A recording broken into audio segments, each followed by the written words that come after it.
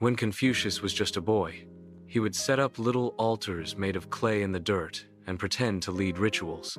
Neighbors laughed at him, thinking it was just child's play.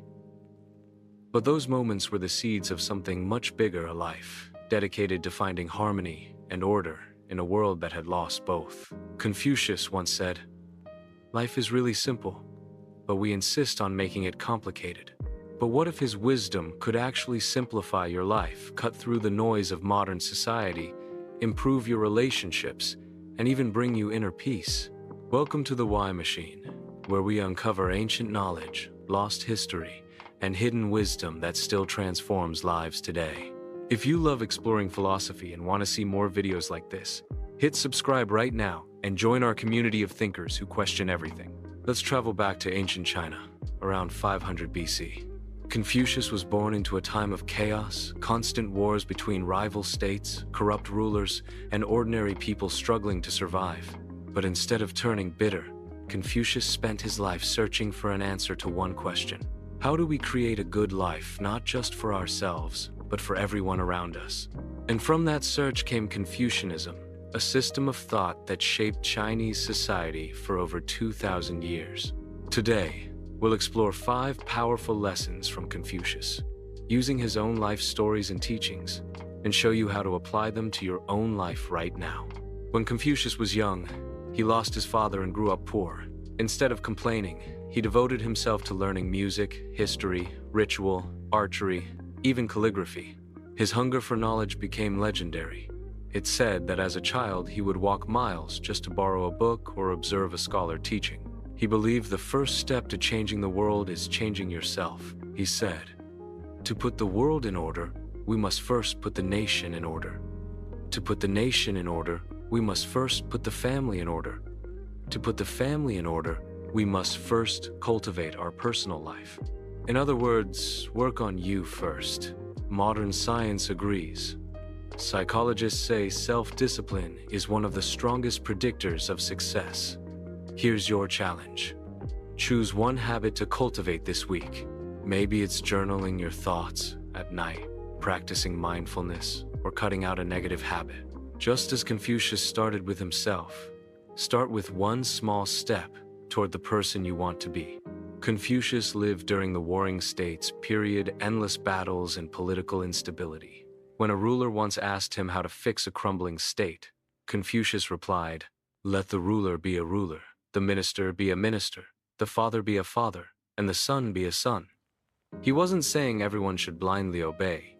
He was saying harmony comes when everyone fulfills their role with integrity. There's a story of Confucius coming across a village where 2 brothers were fighting over land. Instead of choosing sides, Confucius asked them to sit and share a meal together. He reminded them that land would outlast both of them, but brotherhood would not survive hatred. They ended their feud and split the land fairly. Think about your own life. Where is there disharmony? Maybe it's conflict with a coworker or distance in a friendship. Confucius would say, start by restoring respect and clear communication. Even a small step toward harmony and honest conversation, a kind gesture can transform a relationship. One of the most powerful stories about Confucius is how he handled leadership. When he served as a minister in the state of Lu, the city was full of crime and corruption. Confucius didn't start by punishing everyone, he simply lived with such integrity that people began to follow his example. Crime rates fell, the city flourished. He taught, "If the ruler is upright, all will go well without orders. If he is not upright, even though he gives orders, they will not be obeyed." Another story tells of a governor who once asked Confucius how to inspire obedience in his people. Confucius answered, "Be yourself upright, and the people will follow. Be yourself corrupt, and they will do the same." This lesson applies to us today. Whether you lead a team, a family, or just yourself, your actions speak louder than your words. Next time you want someone to change, ask yourself, am I modeling the behavior I want to see? Confucius described himself as someone who was not born wise, but who loved learning. He famously said, "If I walk with 2 other men, each of them will serve as my teacher. I will pick out the good points of the one and imitate them, and the bad points of the other and correct them in myself." Even in his 70s, he admitted he was still learning. Confucius traveled from state to state, seeking rulers who would implement his ideas. He often faced rejection and poverty, but he never stopped teaching, writing, and refining his thoughts.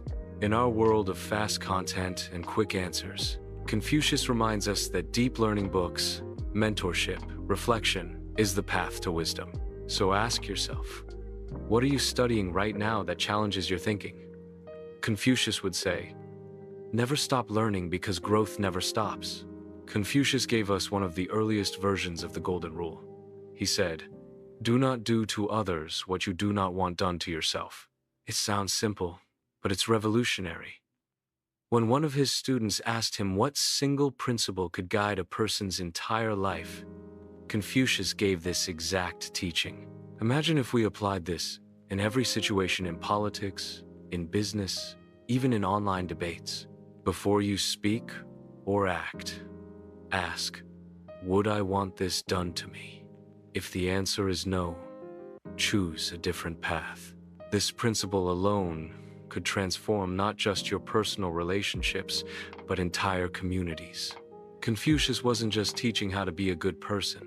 He was offering a blueprint for a just society, one that begins with you, your choices, and your example. So, which of these 5 Confucian lessons speaks to you the most? Self-cultivation? Harmony? Lifelong learning? Let's start a conversation. Drop your answer in the comments. If you found value in this video, do me a favor.